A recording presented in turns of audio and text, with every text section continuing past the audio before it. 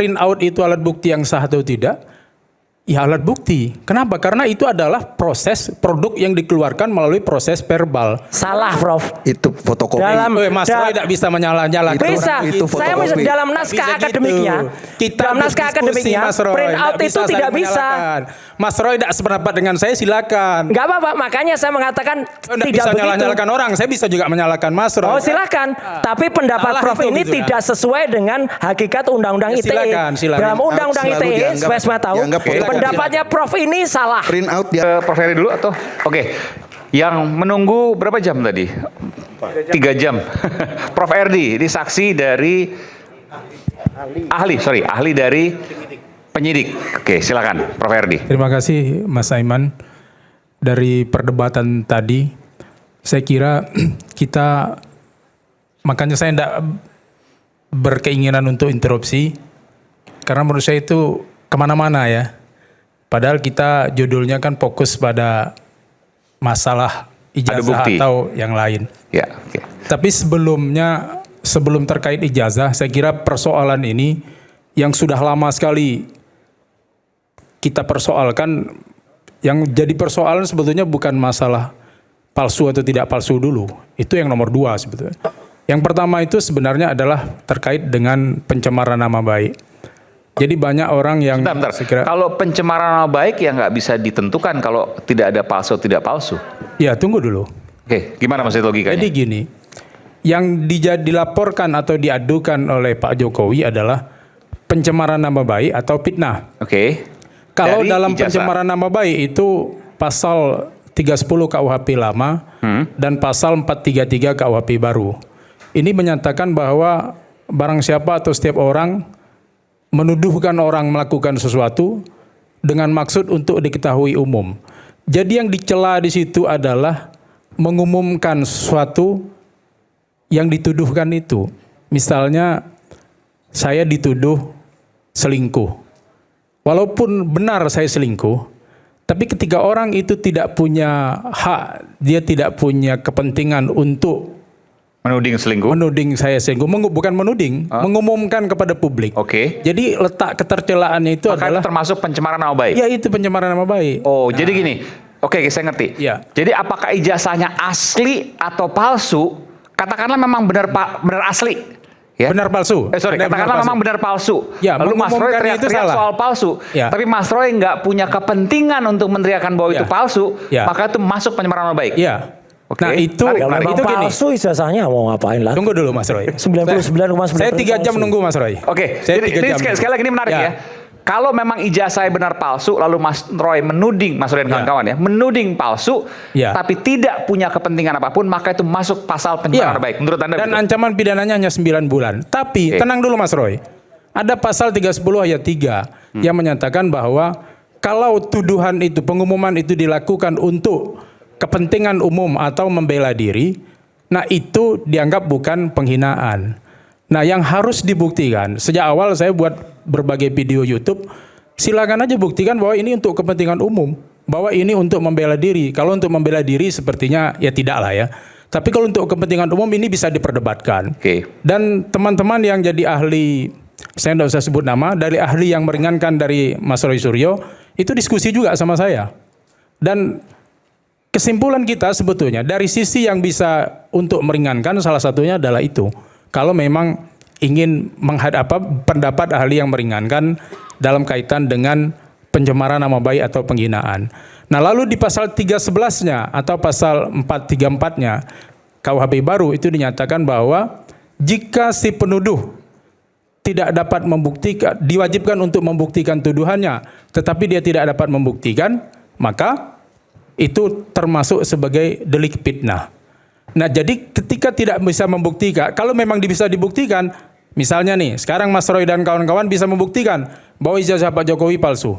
Itu tak masuk di pasal fitnah, tapi masuk ke pasal pencemaran nama baik tadi. Karena nggak punya kepentingan, dianggap katakanlah begitu ya. Ya, kalau tidak bisa membuktikan, maka ini afirmatif komit probatio. Siapa yang mendalilkan harus membuktikan. Dalam hal ini bukan masalah apa, karena di dalam pasal 311 itu seperti itu. Saya baca, kalau enggak kita baca sama-sama. Barang siapa yang menuduhkan tidak dapat membuktikan, diwajibkan untuk membuktikan, tetapi dia tidak dapat membuktikan, maka dia dianggap sebagai delik fitnah. Nah, itu pasal 311.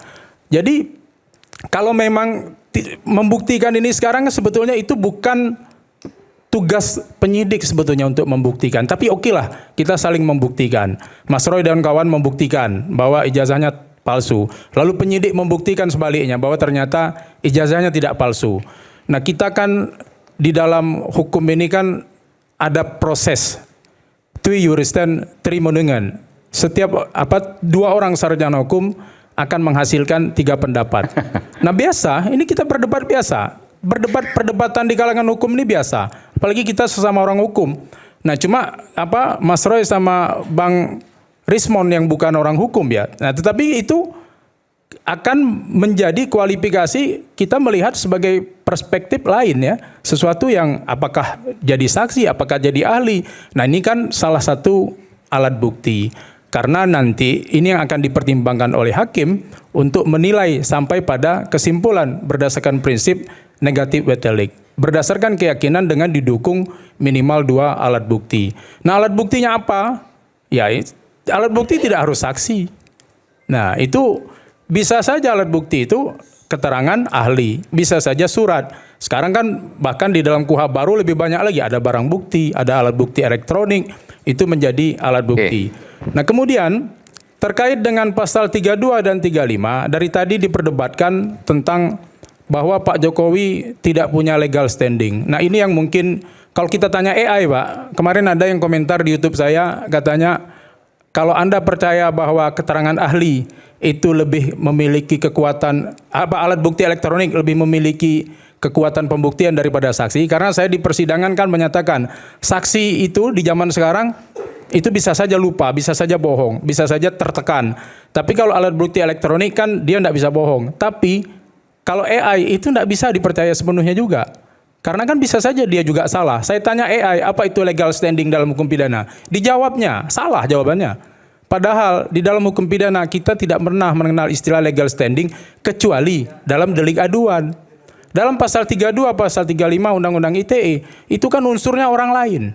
Dan yang tadi unsur yang disebut dibacakan oleh Bang Repli, itu alternatif, bukan kumulatif. Pakai koma itu tandanya alternatif. Saya nggak nyusun undang-undang, Mas Roya, tapi saya insya Allah sudah ribuan kali menangani kasus seperti ini sebagai ahli. Nah, jadi ini yang membuat kemudian kita memahami. Jadi bukan soal membuat atau tidak membuat, tapi kita menerapkan juga bisa melakukan penemuan hukum di dalam praktek penegakan hukum itu. Nah, lalu karena ini bukan delik aduan, jadi tidak masalah ini punya Jokowi, mau punya Dian Sandi, mau punya saya Erdianto Effendi, ya nggak masalah. Karena itu tidak menuntut, tidak mewajibkan orang yang berkepentingan untuk membuat laporan atau pengaduan. Di prosesnya suatu tindak pidana itu dapat diperoleh melalui pertama laporan atau pengaduan, ketiga diketahui sendiri oleh penyidik, yang ketiga adalah tertangkap tangan. Jadi kira-kira yang dapat saya komentari itu pada malam ini. Terima kasih. Assalamualaikum. Sebentar Mas Eman, ini penting karena tadi langsung menyebut saya. Prof, Anda tadi mengatakan mengaku tidak menyusun Undang-Undang ITE, betul? Ya, tapi kemudian banyak bersaksi. Tapi saya mendengar dengan telinga saya sendiri, saya melihat dengan mata kepala saya sendiri. Dalam sidang pra-peradilan, Prof ditanya oleh kuasa hukum saya, ya, Prof menjawab, saya tidak mengerti Undang-Undang ITE. Saya ini ahli dalam hukum pidana. Yang benar yang mana ini? Kalau Anda sudah sering menjadi ahli apa? Kalau kemudian nggak bisa menjawab Undang-Undang ITE? Saya menghormati Mas Roy ya. Iya. Saya jawab ya. Boleh jawab? Loh, harus dijawab karena jadi ini Prof mengatakan dua yang ditanyakan itu terkait dengan apa itu analog. Saya tidak tahu analog.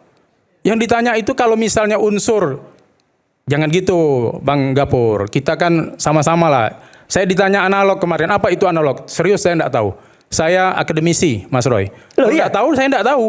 Betul. Kalau Mas Roy mau tanya saya sesuatu, saya jawab. Tapi kalau ditanya, saya kan bukan ahli ITE. Saya ahli pidana, ahli hukum acara pidana. Dan dihadirkan, jangankan masalah ITE, Masalah perdata aja saya nggak bisa jawab. Bukan saya nggak tahu. Gini, Bisa Prof. kok kita baca. Ini Tapi penting. saya kok dihadirkan kemarin adalah sebagai ahli hukum pidana, bukan ahli ITE. Karena pertanyaan itu sudah sangat teknis kemarin. Bang Repli nanya sudah sangat teknis dan saya nggak berani jawab. Prof, Anda tahu kan kemarin tuh praper dalam pasal 32 Undang-Undang ITE. Lah Anda hadir tidak mengerti Undang-Undang ITE, terus gimana itu? Saya tidak bilang saya nggak ngerti undang-undang ITE. Saya bukan ahli ITE, saya bilang. Betul. Sekarang pasal 5 ayat 1 Undang-Undang ITE bunyinya apa, Prof? Ya nggak hafal saya. Saya Lah bukan ujian. sudah, berarti ngapain Prof bersaksi sebagai ahli ITE kalau Saya ahli bukan- Undang-Undang ITE? Yang Ini bilang publik saya bisa ahli ITE menilai, siapa? gitu. Yang bilang saya ahli ITE siapa? Loh bukan, Prof tadi mengatakan saya berulang kali jadi saksi di dalam. Jadi ahli pidana Mas Roy. Loh, Mas Roy sabarlah makanya. sedikit. Kita nih harus sama-sama saling menghormati Maksudnya lah. bukan ahli IT, Saya bukan tapi ahli paham IT. undang-undang Ahli IT ITE. itu Bang Rismon, Bang Iya. Mas Roy. Iya. Saya ahli Tapi hukum paham. pidana. Gini, Paham Mas undang-undang Aiman, ITE. Mas Aiman, bentar. Ya sudah saya nggak Prof mau bisa nanggapi. bedain Ya IT dengan ITE enggak? Ya suka Mas Roy lah, saya nggak mau nanggapi. Lah Ini udah, perdebatan dia nggak nggak bisa penting. bedain IT itu information technology. Ya saya nggak ITE mau itu nanggapi. informasi Semua dan saya kira transaksi elektronik. semua Jadi ini nggak audiens, berkualifikasi jadi semua ahli. pemirsa mengetahui Ngapain juga. siapa Iya, yang lebih semua sabar, pemirsa siapa yang tidak. Saya mengetahui. tidak nanggapi. Udah jelas. Saya kembalikan, Mas Aiman. Parah ini, ahli ini. Dah, Mas Aiman sebentar.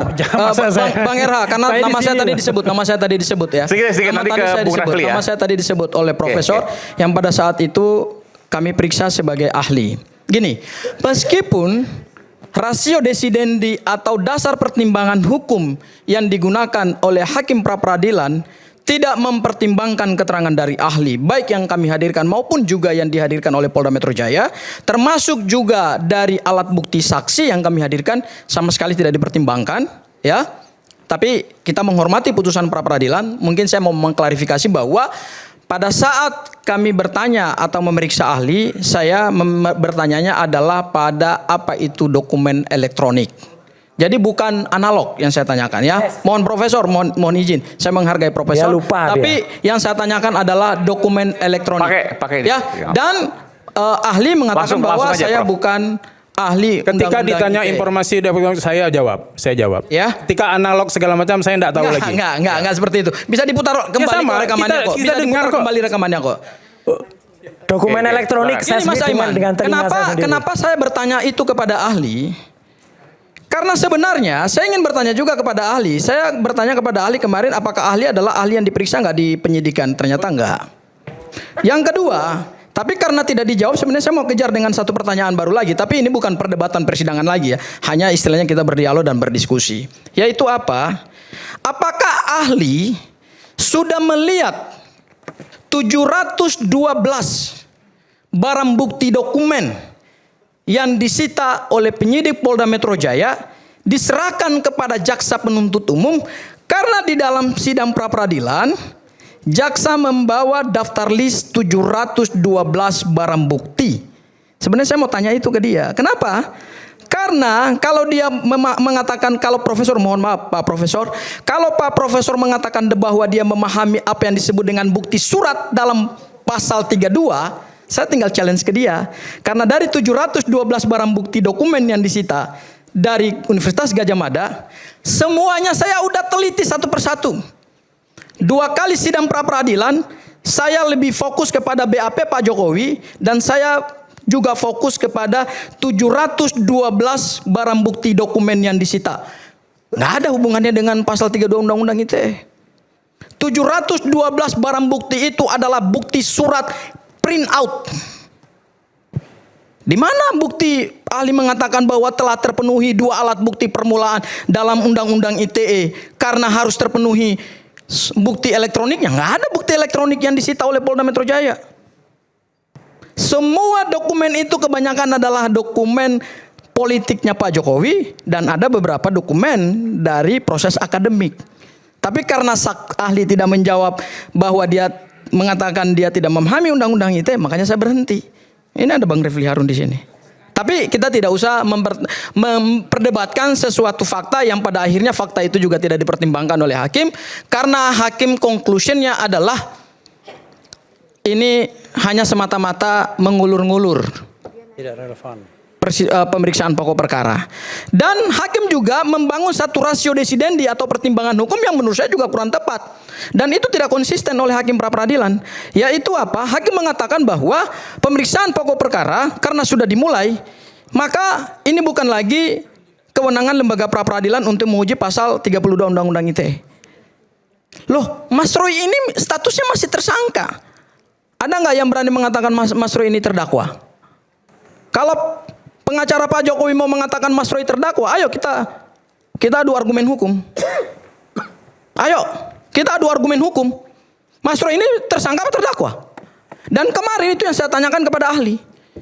Dan terkonfirmasi juga oleh ahli bahwa Mas Roy ini punya hak mengajukan permohonan pra peradilan meskipun berkas perkaranya sudah dinyatakan P21. Kenapa dalam pertimbangan hakim mengatakan bahwa ini lebih baik sebelum pelimpahan berkas dan sebelum dinyatakan P21? Loh, hakim kok ngatur-ngatur hak seorang tersangka? Itu kan opsional, itu pilihan. Kapan saja dia pakai sepanjang undang-undang memungkinkan. Makanya kami melihat bahwa kok pertimbangan hakimnya begini, putusannya kami terima. Tetapi sebagai satu dialektika ilmu pengetahuan hukum, saya kira dasar pertimbangan hakim itu banyak hal yang bisa kita perdebatkan. Ya, karena saya ingin bantah lagi apa yang tadi disampaikan oleh Prof. Firman. Hakim itu bukan membuat hukum. Kalau dikatakan hakim telah membuat hukum, wah itu salah. Hakim itu membuat putusan. Hakim tidak membuat hukum, karena hukum itu dibuat oleh pembuat undang-undang. Dan hakim boleh menemukan hukum namanya res finding. Hanya dua yang boleh dilakukan hakim di Indonesia, yaitu membuat putusan dan res finding atau menemukan hukum. Tapi hakim tidak boleh membuat hukum. Tadi saya mendengar bisik-bisik bahwa oh ini judge-made law. Come on, ini sistemnya civil law.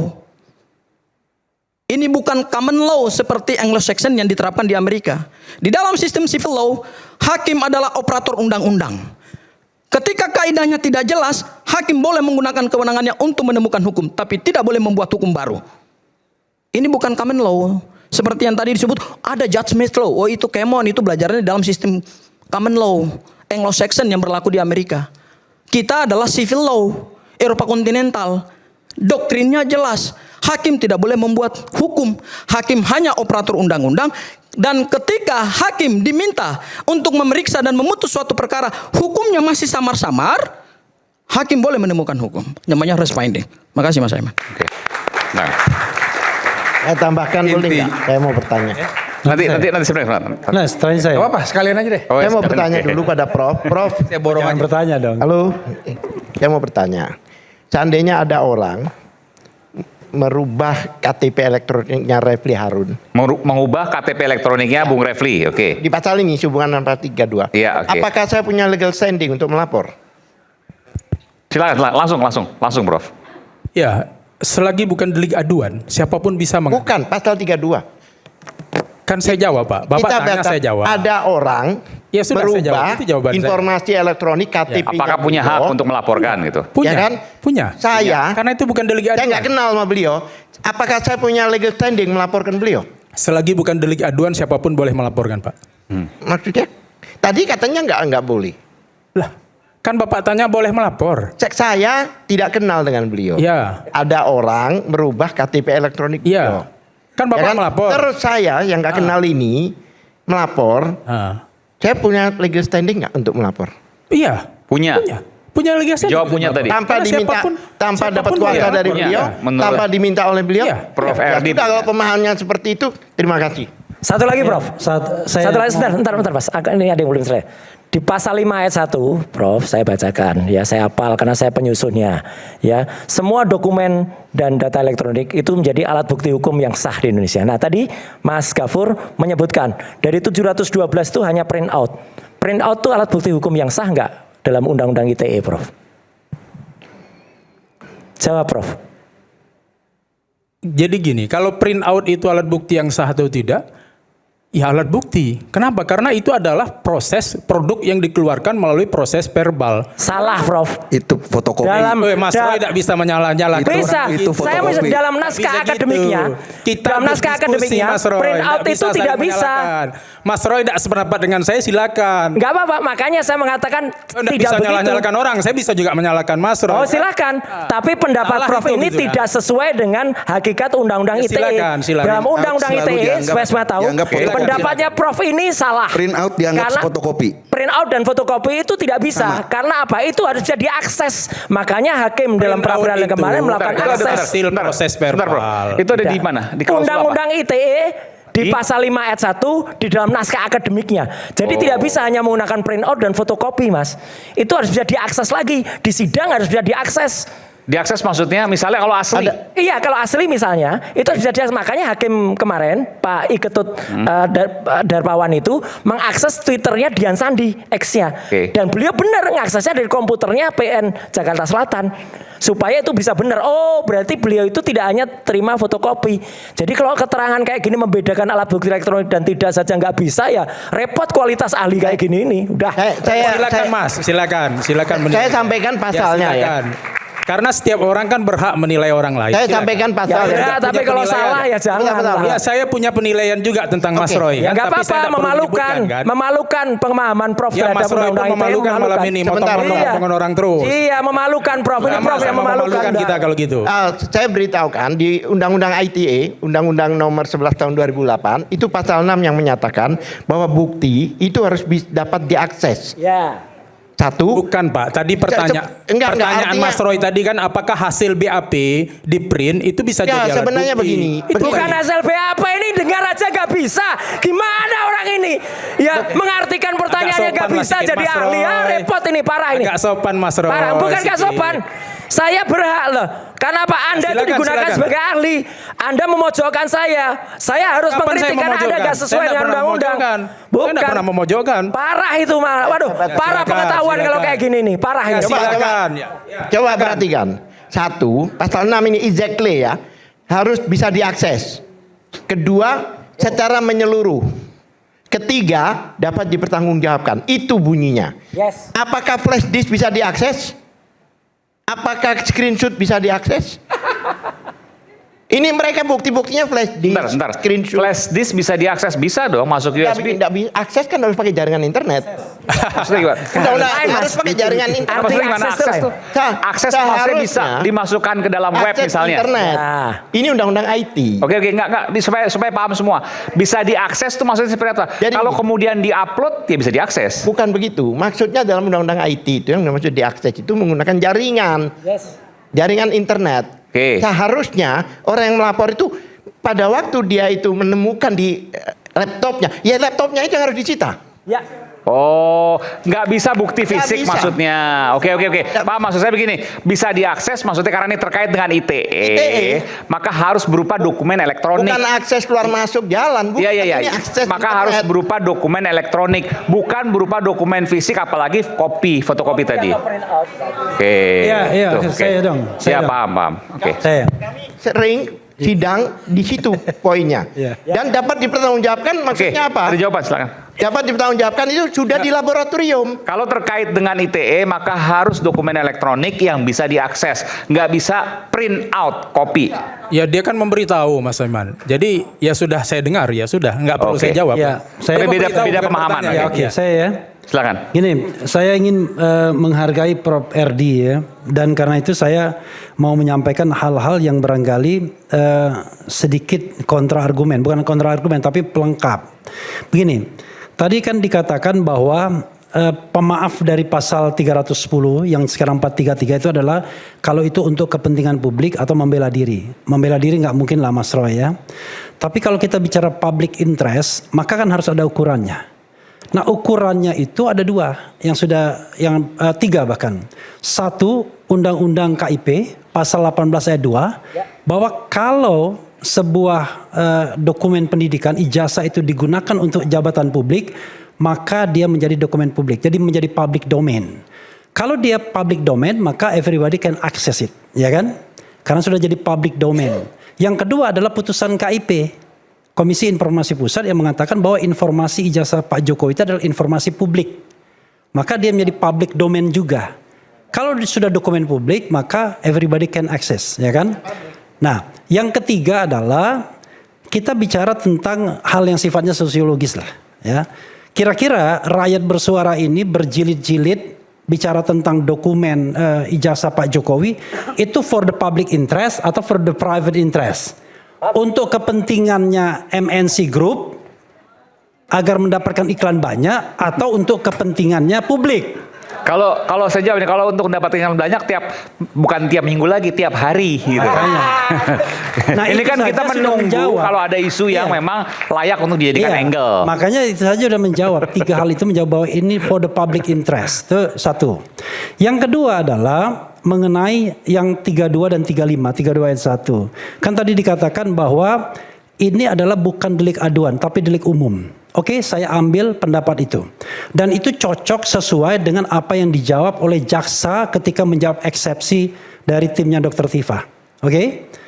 Karena pada waktu itu tim Dr. Tifa itu mengargumentasikan pasal 79 ayat 4 KUHP. Kalau ada pencabutan LP, laporan polisi, maka semuanya hapus. Kan begitu? Kata jaksa, itu hanya berlaku untuk delik aduan. Kalau delik umum, kami tidak kehilangan hak untuk menuntut. Kan begitu? Maka saya ingin mengatakan respon gak berhak untuk restoratif justice. Karena dia ancaman hukumannya 5 tahun ke atas juga. Dia juga kena pasal 32 ayat 1 dan 35. Catat itu. Ya. Jadi sebagai profesor Anda harus jujur itu mengatakan itu. Bahwa respon pun tidak berhak untuk mendapatkan restoratif justice. Karena pasalnya sama 32 ayat 1 dan 35. Anda harus jujur. Kemudian saya sih ingin ya, soal kumulatif saya sudah tahu, bukan nggak tahu. Cuman cara menuliskannya itu akan harus ujungnya dan atau harusnya kan, sehingga orang tahu ini kumulatif atau alternatif. Kemudian saya sih ingin sebenarnya ditayangkan Pak Kasmujo kalau ada. Saya minta. Saya hanya ingin membuktikan betapa kebohongan itu nyata, tapi kemudian kita menutupkan mata. Bagaimana mungkin ada orang ya, saya puluhan tahun, 30 tahun yang lalu, saya masih ingat ke dosen pembimbing saya itu siapa. Jadi kalau dia mengatakan, ini Pak Kasmujo ini dosen pembimbing saya, galak orangnya, bolak-balik. Saya ingat betul, saya begitu. Lalu Rismon datangi Pak Kasmujo, saya Rismon Pak, ya kan? Datangi. Poinnya apa di sini? Poinnya adalah ya, dari satu momen itu saja, jelas orang ini nggak bisa dipercaya. Bagaimana mungkin Anda mengatakan saya ingat betul dosen pembimbing saya ini galak orangnya. Saya bimbingan bolak-balik. Tiba-tiba sekarang dia bantah. Pak Kasmujo bukan dosen pembimbing saya. Dan Pak Kasmujo sendiri mengatakan saya juga bukan dosen pembimbing. Nah dari satu momen itu saja kelihatan betul betapa kebohongan itu nyata. Bayangkan, tapi kan masalahnya kan Anda kan punya kepentingan semua untuk menutupi itu. Kita ngomong apa adanya. Kalau ada ya, tolong di setel lagi tuh omongan Pak Kasmujo. Ada? Nah, bukan yang ini. Bukan. Sama yang OVA ya. Bukan yang Mas ini. Aiman. Ya, Ova nanti Ya coba saya silakan. sampaikan. OVA juga boleh. Bukan yang ini. Audionya ada juga. Ya. Dan Ini ada yang menarik di Ya. video ini. Itu. Jokowi Yang di acara datang, itu. ada stafnya bawa tas besar, isi apa? Tas kertas. Kemudian alhamdulillah Pak Kasmujo mungkin tidak bersedia menerima itu, tasnya dibawa pulang lagi. Oke. Itu ada di video. Nanti kita putar sepas Ya, jeda, oke kami ya. akan silang balik Oke. saat lagi tetap sama kami di Red Bersuara. Oke.